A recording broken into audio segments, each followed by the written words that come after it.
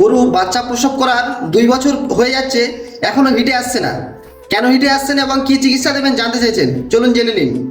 হিটে বা পালে না আসার প্রধান কারণ হতে পারে পুষ্টির ঘাটতি হতে পারে, জরায়ুতে ইনফেকশন হতে পারে, কৃমির আক্রমণও হতে পারে, অতিরিক্ত বয়স বা হরমোনের ভারসাম্যহীনতাও হতে পারে।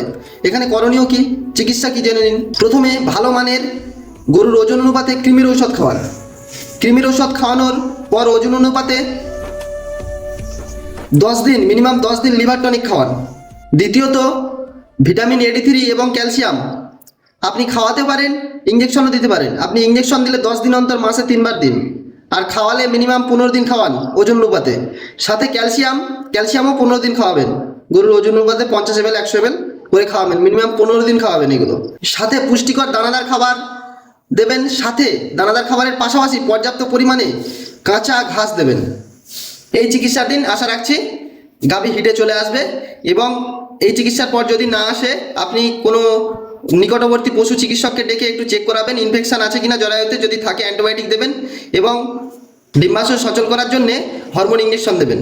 আশা রাখি বুঝতে পেরেছেন। Thank you.